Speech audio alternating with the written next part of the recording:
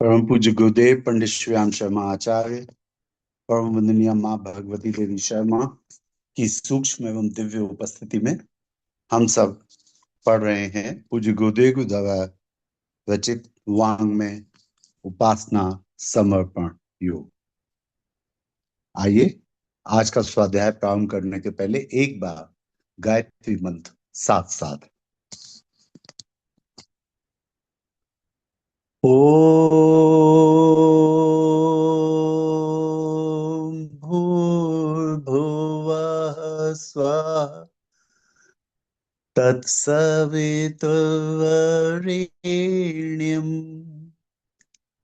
भर्गो देवस्य धीमहि धियो यो नः प्रचोदयात्।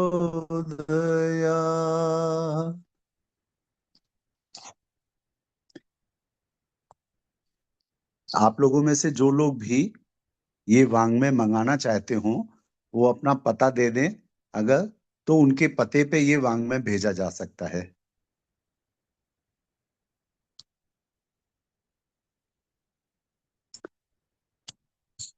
आइए शुरू करते हैं वांग्मय। कहाँ से शुरू करना है भैया?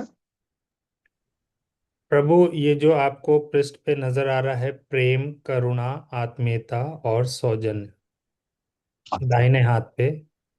ठीक है। प्रेम, करुणा, आत्मीयता और सौजन्य की अजस्र धाराएं परमात्मा से प्रवाहित होती रहती हैं। जो आप सब इतने दिनों से स्वाध्याय कर रहे हैं, कई बार हम लोगों ने परमात्मा की परिभाषा समझी होगी पूज्य गुरुदेव के शब्दों में। परमात्मा सद्गुणों का, सद्भावों का और सत्प्रवृत्तियों का समुच्चय है। जो सद्भाव हैं, जो अच्छे गुण हैं, जैसे करुणा, दया, मैत्री, प्रेम, वात्सल्य, जिम्मेदारी, बहादुरी, समझदारी, ईमानदारी, ये सभी सद्भावों का, सद्गुणों का, सत्प्रवृत्तियों का समुच्चय परमेश्वर है। तो यही बात अगर आपको याद रहे तो प्रेम, करुणा, आत्मीयता और सौजन्य की अजस्र धाराएं परमात्मा से प्रवाहित होती रहती हैं। तो ये जो सद्गुण है, ये परमात्मा की निकटता अगर आपको प्राप्त होगी तो ये सद्गुण आपके अंदर आएंगे। परम पूज्य गुरुदेव कहते हैं कि जो भी व्यक्ति आपसे ये कहते हैं हमें ध्यान में कृष्ण दिखाई दिए और हमें ध्यान में ये दिखाई दिए हनुमान जी, तो गुरुदेव उनको झूठा कहते हैं। गुरुदेव कहते हैं कि ईश्वर जिसके अंतःकरण में उतरेगा उसके अंदर प्रेम, करुणा, दया, आत्मीयता, ये सब सद्गुण उतरेंगे। उसके मन में भारत माता के प्रति प्रेम होगा, उसके मन में राष्ट्रीयता के प्रति प्रेम होगा, उसके मन में मानवता के प्रति प्रेम होगा। ये प्रेम परमात्मा की पहचान है। अगर आपके मन में सहृदयता आए तो इसका मतलब परमात्मा आपके अंतःकरण में उतर रहे हैं।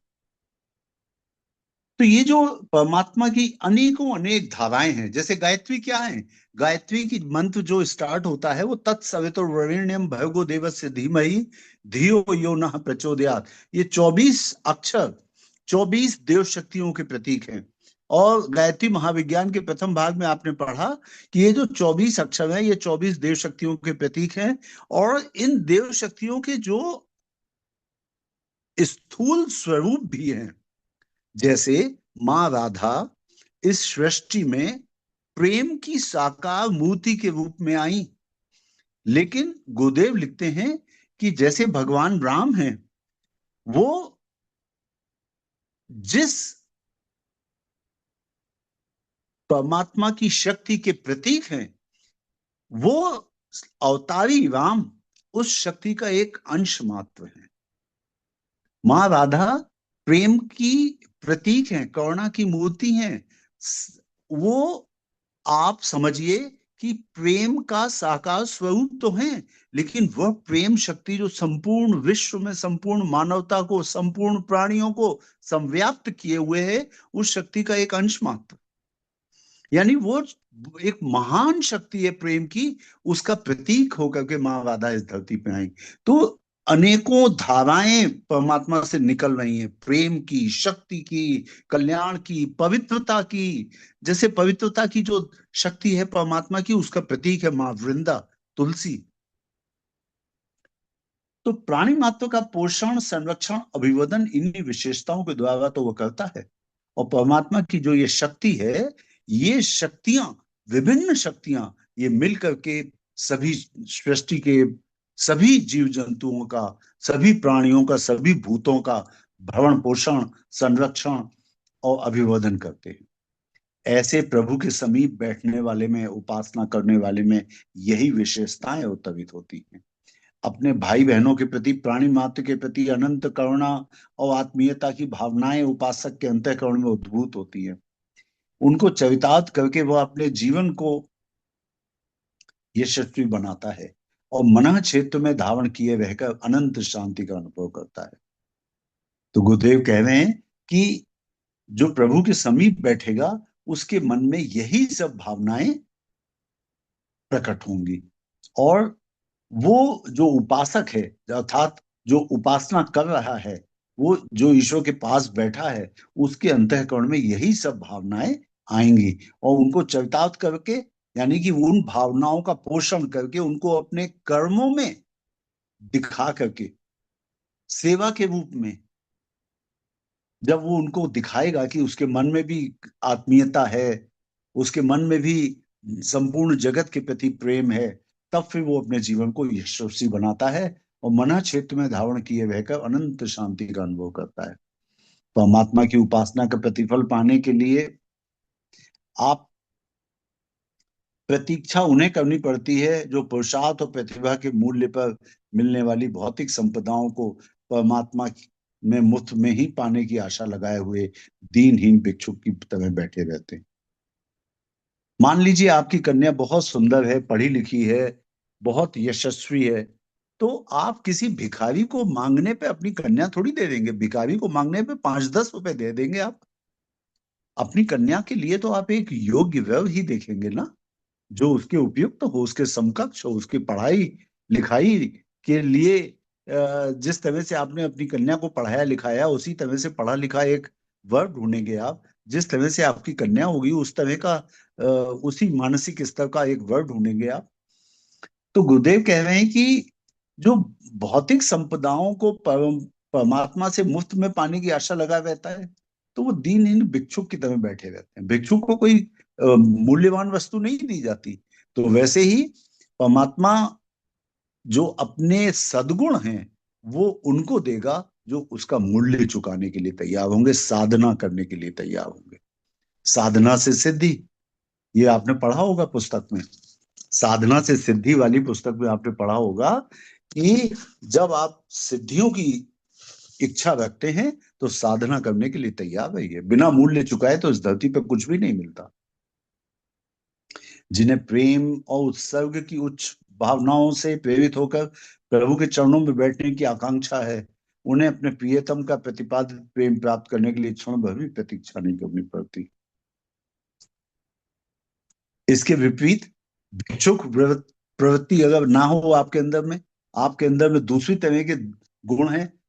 कैसे गुण हैं? अगर प्रेम आपके अंदर अंतःकरण में ओतप्रोत है, अगर उत्सर्ग करने की भावना, अर्थात ईश्वर के प्रति समर्पित हो जाने की भावना, गुरु के चरणों में समर्पित हो जाने की भावना, उत्सर्ग कर देना मतलब अपने आप को समर्पित कर देना, उस मार्ग पे चल पड़ने के लिए सब कुछ अपना दांव पे लगा देना।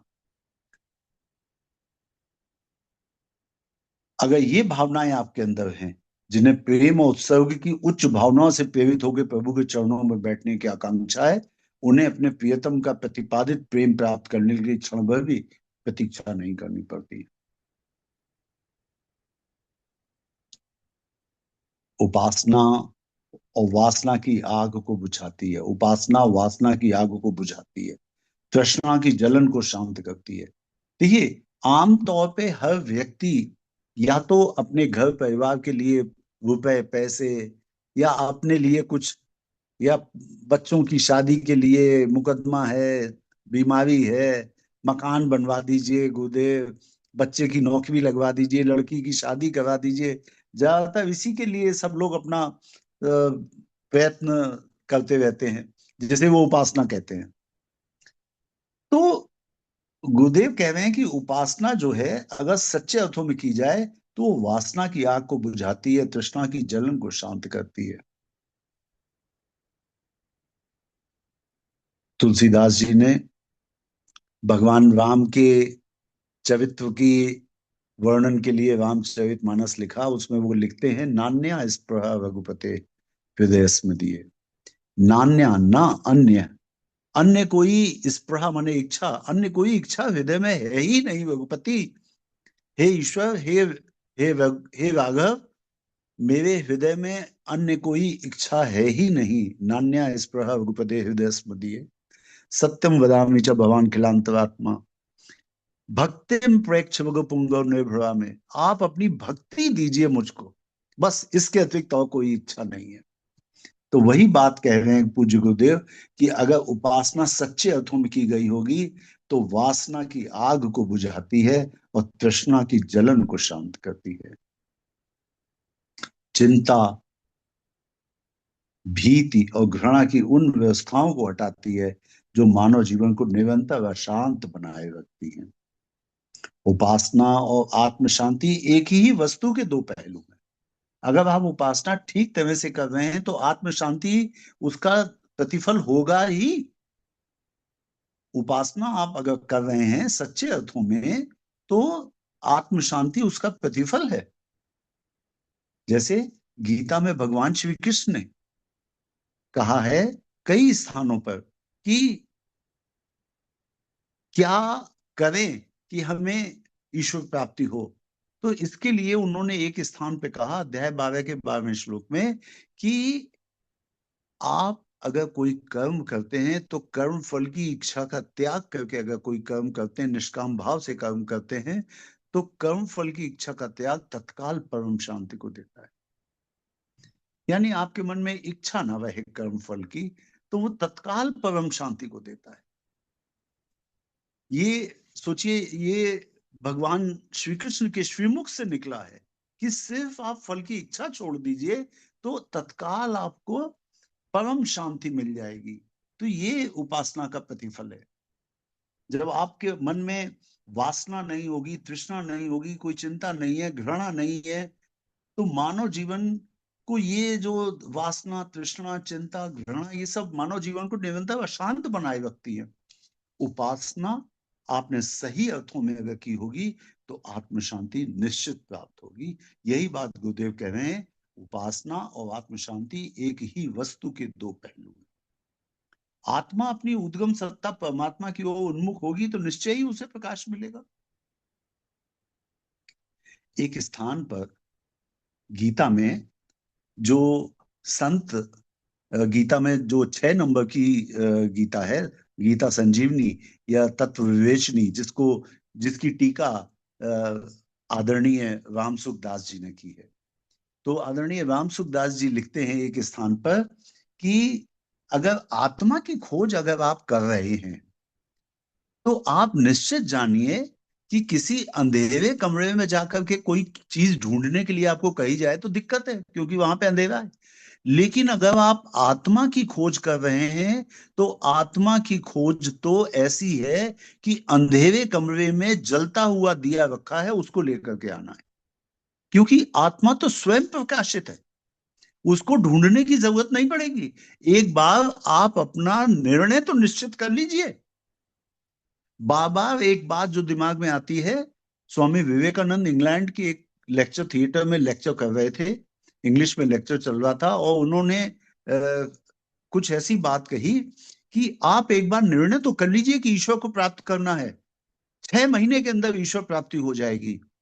पीछे एक सज्जन बैठे हुए थे श्रोताओं में, वो अपना थैला संभाल करके खड़े हुए और उन्होंने एक सेंटेंस केवल पूछा, Swami Vivekananda ji, does it take 6 months only? उन्होंने कहा यस। अगर आपने आत्मा के दर्शन का लक्ष्य निर्धारित कर लिया है, 6 माह लगेंगे। उसके बाद उस श्रोता ने अपना बैग उठाया और अबाउट टर्न करके वो वहां से सभा से निकल गए, बाहर निकल के खड़े हो गए। स्वामी विवेकानंद लेक्चर खत्म करके बाहर निकले, उनसे उन्होंने बस इतना पूछा कहाँ जाऊं। उन्होंने कहा अल्मोड़ा जाइए, भारतवर्ष में एक शहर है अल्मोड़ा में, हमारा एक रामकृष्ण मिशन का आश्रम है, वहां पे जाके आप रहिए। वो सज्जन अल्मोड़ा में जाकर के रहने लगे, नियमित ध्यान उपासना जैसा बताते थे स्वामी विवेकानंद वो किया, और आश्चर्य, 6 महीने के अंदर अंदर उनको आत्मदर्शन हो गया, आत्म साक्षात्कार हुआ। उसके बाद उन्होंने अनेक पुस्तकें लिखी ध्यान के ऊपर, ध्यान कैसे करें, in the hours of meditation. बहुत पतली सी छोटी किताब है, आप अगर कभी पढ़ना चाहें तो इतनी सारगर्भित मेडिटेशन की बुक है, जो रामकृष्ण मिशन के साहित्य के स्टॉल पे आपको मिल जाएगी, in the hours of meditation. वो किताब पढ़कर के आपको पता चलेगा कि एक साधारण उत्साही बालक जो आत्म साक्षात्कार की ओर अग्रसर हुआ स्वामी विवेकानंद के कहने पे, किस तरह से 6 माह के अंदर आत्म साक्षात्कार को पा सका। तो आपका लक्ष्य आपके सामने क्लियर होना चाहिए। गुरुदेव कहते हैं उपासना और आत्म शांति एक ही वस्तु के दो पहलू हैं। आत्मा अपनी उद्गम सत्ता परमात्मा की ओर उन्मुख होगी तो निश्चय ही उसे प्रकाश मिलेगा। आत्मा तो स्वयं प्रकाशित है, सारी प्रॉब्लम तो उसके ऊपर माया के आवरण की है।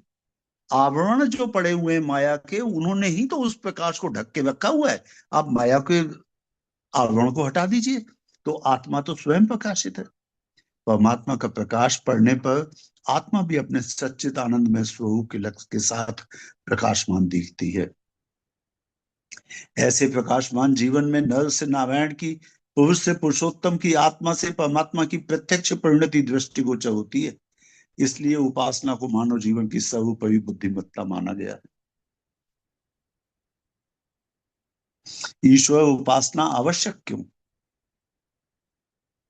चील अपने शिकार की खोज के लिए आसमान की ओर उड़ान भरती है। एक निश्चित ऊंचाई पर जाकर वह गोलाई में रह चक्कर लगाना प्रारंभ करती है। वहां से उसे अधिक दूर दूर तक की चीजें देखने में सुगमता मिलती है।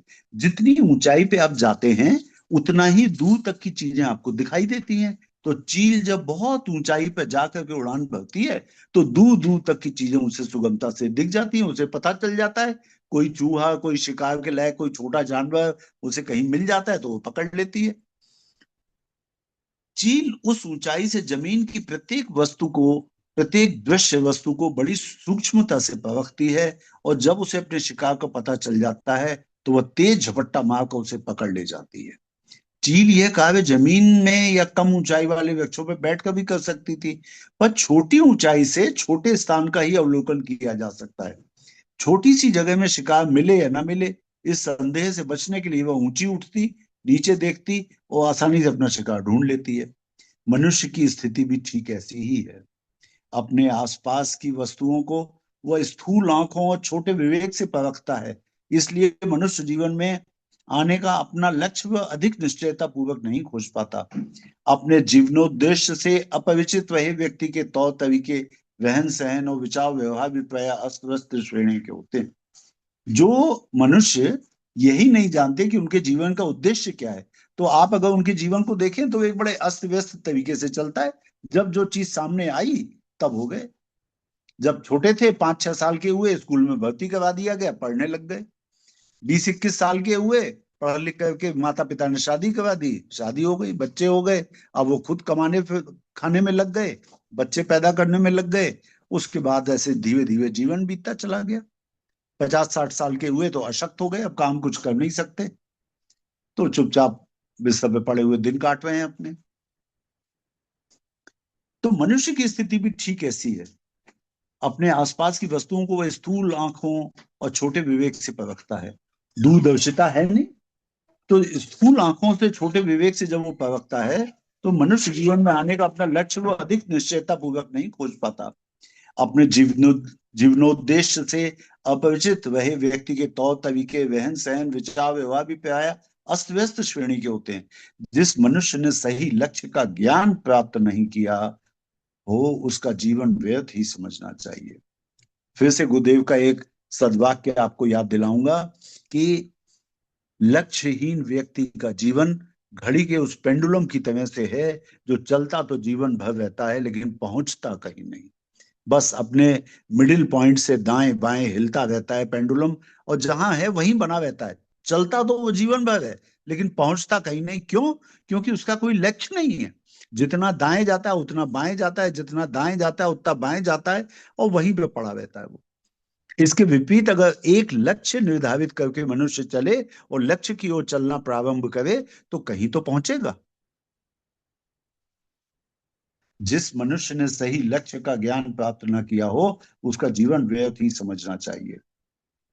आज भी अगर इस स्वाध्याय से आप कुछ सीख लेना चाहते हैं तो मैं समझता हूं ये वाक्य आप सब लोगों के हृदय में अंकित हो जाना चाहिए। हृदय में अंकित हो, वो वाक्य अंकित होगा जिसको आप नित्य प्रति सुबह सो के उठते ही और रात को सोने से ठीक पहले दोहराएंगे। जीवन का लक्ष्य क्या है? जीवन का लक्ष्य क्या है? इसके बारे में विचार करें। मेरे जीवन का लक्ष्य सदगुरु की भक्ति पाना है। मेरे जीवन का लक्ष्य गायत्री मंत्र का जाप है। मेरे जीवन का लक्ष्य गीता को पढ़ना। मेरे जीवन का लक्ष्य गीता को अपने जीवन में उतारना है। जिस लक्ष्य को आप नित्य प्रति सुबह शाम सोते जागते चिंतन में मनन में रखेंगे तो निश्चित ही आपके सबकॉन्शियस में वो इम्प्रिंट होगा, और धीरे धीरे आपकी चेतना उस लक्ष्य की प्राप्ति की ओर चल पड़ेगी। तो आज से, अभी से, इसी क्षण से निश्चय करें कि आपके जीवन का लक्ष्य क्या है। आपके जीवन का लक्ष्य आत्म साक्षात्कार है तो आप अभी से लग जाएं। जिस मनुष्य ने सही लक्ष्य का ज्ञान प्राप्त न किया हो, उसका जीवन व्यर्थ ही समझना चाहिए। ईश्वर उपासना से मनुष्य को वह स्थिति प्राप्त होती है जहां से वो अधिक सूक्ष्मता, दूरदर्शिता एवं विवेक के साथ संसार और उसकी परिस्थितियों का निरीक्षण करता है। देखिए, अधिक सूक्ष्मता, दूरदर्शिता और विवेक के साथ संसार और उसकी परिस्थितियों का निरीक्षण करता है, ये वो व्यक्ति है जो इसने अपना लक्ष्य निर्धारित कर लिया। अपने ही खुद अहंकार से संसार की तुलना करने से मनुष्य से प्रत्येक कार्य में संकीर्णता रहती है। संकीर्णता के कारण आत्मा अपनी विशालता का, अपनी शक्ति और सामर्थ्य का आनंद नहीं लूट पाती। जब हम अपने आत्म तत्व को पहचान ही नहीं पाते तो आत्म तत्व की विशालता का आनंद कैसे ले पाएंगे? हम तो बहुत संकीर्ण रह करके मैं और मेरा परिवार, मैं और मेरे बच्चे, अगर हम इसी में डूबे रहे तो इस छोटे से परिदृश्य में हमको हो सकता है कभी कभी क्षणिक सुख मिल जाया करें, लेकिन वो दूरदर्शिता, वो विवेक, वो प्रेम का अनुभव जो कि संपूर्ण मानवता के साथ अपनापन महसूस करने से होता है, वो कहाँ उपलब्ध होगा हमें? हम ईश्वर को कैसे प्राप्त कर पाएंगे? गुरुदेव कहते हैं, अपने ही खुद अहंकार से संसार की तुलना करने से मनुष्य से प्रत्येक काल में संकीर्णता रहती है, और संकीर्णता के कारण आत्मा अपनी विशालता का, अपनी शक्ति और सामर्थ्य का आनंद नहीं लूट पाती। मनुष्य तुच्छ ही बना रहता है, ठीक उसी तरह जिस तरह सृष्टि के अन्य जीव जंतु। आत्मा के सच्चे स्वरूप के ज्ञान के लिए वह ऊंचाई अपेक्षित है जो ईश्वर उपासना से मिलती है। चील जितनी ऊपर उड़ेगी उतने ज्यादा बड़े मैदान में उसकी दृष्टि जाएगी कि कहीं खाने योग्य कोई जीव है या नहीं। और मनुष्य भी जब ईश्वर से जुड़ेगा, एक छोटी सी बेल जो कि जमीन पे पड़ी हुई बढ़ती है, अगर उसे एक वृक्ष का सहारा मिल जाए तो वृक्ष की ऊंचाई जितना तो ऊपर उठ ही लेती है वो। तो हम भी अगर अपने को एक बेल की तरह से अनुभव करें तो ऊपर उठने के लिए हमें परमात्मा के सहारे की आवश्यकता है, और परमात्मा जितनी ऊंचाई प्राप्त कर सकते हैं अगर हम परमात्मा से साथ लिपट जाएं। मनुष्य ठीक उसी तरह जिस तरह सृष्टि के अन्य जीव जंतु हैं, अगर मनुष्य केवल अपने बारे में सोचे तो तुच्छ बना रहता है, और आत्मा के सच्चे स्वरूप के ज्ञान के लिए वह ऊंचाई अपेक्षित है जो ईश्वर उपासना से मिलती है। सही लक्ष्य का ज्ञान उस स्थिति का बार बार मनन किए बिना प्राप्त नहीं होता। जब तक आप आत्मबोध नहीं करेंगे, आत्मचिंतन नहीं करेंगे, अपनी कमियों को दूर नहीं करेंगे और विशाल हृदय नहीं अपनाएंगे, तब तक सही लक्ष्य का ज्ञान नहीं होगा। जब भी कोई ईश्वर उपासना के लिए तैयार होता है, तत्पर होता है, तो वह इस आधार को ही लेकर चलता है कि इस संसार की कोई मुख्य नियामक शक्ति अवश्य होनी चाहिए। देखिए, विदेशी वैज्ञानिकों ने, जैसे न्यूटन है, आइंस्टीन है, इन लोगों ने भी अपने जीवन के अंतिम दिनों में ये सत्य को स्वीकार किया कि एक सृष्टि में कोई ऐसी परमात्म चेतना है जो सर्वव्यापक है और एक अनुशासन को मेंटेन करती है। वो एक सुपर पावर की तरह से उन्होंने एक्सेप्ट किया उसे। जब विदेशी वैज्ञानिक, जिसमें न्यूटन और आइंस्टीन दोनों शामिल हैं, उन सब ने ये स्वीकार किया, तो सोचिए हम लोग जो सामान्य मनुष्यों से जब बातचीत करते हैं, तो हम लोग उनको क्यों नहीं समझाते कि परमात्मा की चेतना को आप किस तरह से अनुभव करते। ऐसे वैज्ञानिकों का आप हवाला दीजिए, जैसे आइंस्टीन है, न्यूटन है, इन्होंने भी अपने जीवन के अंतिम क्षणों में ये महसूस किया कि ये सृष्टि बिना किसी ईश्वरीय चेतना के इतनी अच्छी तरह से नियंत्रित नहीं हो सकती। तो हम लोग भी जब क्षेत्र में जाएं, लोगों से मिलें, उनको समझाएं, गायत्री मंत्र के बारे में बताएं, गुरुदेव के बारे में बताएं, परमात्मा की चेतना के महसूस करने के लिए ईश्वर की उपासना की आवश्यकता बताएं, तब हम उनको ये भी बताएं कि कैसे वैज्ञानिकों ने ये महसूस किया, आप भी इसी तरह से महसूस करें। गायत्री मंत्र के ऊपर जो रिसर्च हुई है, एम्स की और Indian institute of medical sciences new Delhi की, आईआईटी दिल्ली की जो रिसर्च हुई है गायत्री मंत्र के ऊपर, उनको बता करके हम परमात्मा की चेतना के साथ उनका जुड़ाव गायत्री मंत्र के द्वारा निश्चित कराएं। जब भी कोई ईश्वर उपासना के लिए तत्पर होता है, तो वह इस आधार को ही लेकर चलता है कि संसार की कोई मुख्य नियामक शक्ति अवश्य होनी चाहिए। प्रत्येक वस्तु का कोई ना कोई रचयिता होता है, तब विश्व का सृजनकर्ता भी कोई होगा अवश्य। जब इस तरह की मान्यताएं अंतःकरण में उदय होती हैं, तो तत्काल मनुष्य के सोचने के ढंग में परिवर्तन होता है। अब तक जो वस्तुएं उसे सामान्य सी प्रतीत होती थी, अब उनमें विशद ज्ञान भरा पड़ा दिखाई देने लगता है। इस तरह मनुष्य का ज्ञान विकसित होता है और विश्व के सच्चे स्वरूप को जानने की छटपटाहट भी। ये दोनों बातें मनुष्य के सही लक्ष्य के चुनाव के लिए आवश्यक थी, दोनों ही ईश्वर उपासना से मिलती हैं। तो गुरुदेव कितनी अच्छी बात बता रहे हैं कि जब भी कोई ईश्वर उपासना के लिए तैयार होता है, तो तत्काल मनुष्य के सोचने के ढंग में परिवर्तन होता है। तो अब तक जो वस्तुएं उसे सामान्य लगती थी, तब उसे लगेगा नहीं, हर एक जो घटना हो रही है यूनिवर्स में, सृष्टि में, ब्रह्मांड में, वो सब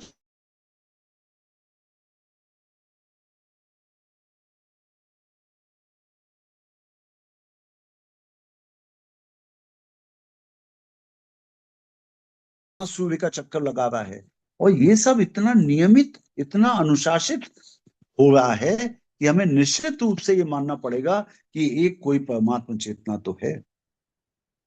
उदाहरणार्थ सूर्य, चंद्रमा, पृथ्वी, सागर, नदियां, पहाड़ आदि प्राकृतिक वस्तुएं, जिन्हें साधारण मनुष्य यूं ही देखकर छोड़ देते हैं, ईश्वर उपासक उन्हें विराट रूप में देखता है। वह सोचता है कि इतना बड़ा संसार बना सके, ये पदार्थ क्या है, ये शरीर कहाँ से आया, इसके भीतर निवास करने वाले अहंकार का स्वरूप क्या है। उपासना का स्तर जितना विकसित होता है, गूढ़ प्रश्न उतने ही अधिक मात्रा में प्रस्फुटित होते हैं। विचार करने की क्षमता भी उसी अनुपात में बढ़ती है, और यह निश्चय तब मनुष्य अपने जीवनोद्देश्य की समीपता की ओर भी तीव्रता से अग्रसर होने लगता है। साधारण व्यक्ति संसार के भौतिक पदार्थों में सुख ढूंढते हैं, ज्ञान का उनकी दृष्टि में कोई महत्व नहीं होता, पर इससे मनुष्य जीवन में विकार पैदा होते हैं, बुराइयां आती हैं और कठिनाइयां बढ़ती हैं। जब तक मनुष्य भौतिक सुखों में भटकता है, तब तक अपनी परेशानियां ही बढ़ाता है। उसे यह ज्ञान नहीं होता कि सुख और दुख में अंतर क्या है। सुख समझ कर भोगे जाने वाले भोग और इंद्रियां ही जब मनुष्य की मृत्यु का कारण बन जाती हैं, तब पता चलता है कि आत्मज्ञानता के कारण ही यह स्थिति आई, और उसका निराकरण एक ही तरीके से संभव है, उसी का नाम है ईश्वर उपासना, जहां से ज्ञान का प्रादुर्भाव होता है। ईश्वर उपासना में लगी हुई बुद्धि मनुष्य में इतना विवेक भरती है, जिससे वह संसार की क्षुद्र वासनाओं से बचने का प्रयत्न करता है।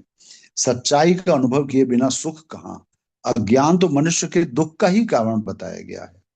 ये बहुत इंपॉर्टेंट बात गुरुदेव लिख रहे हैं कि ईश्वर उपासना में लगी हुई बुद्धि मनुष्य में इतना विवेक भरती है जिससे वह संसार की क्षुद्र वासनाओं से बचने का प्रयत्न करता है।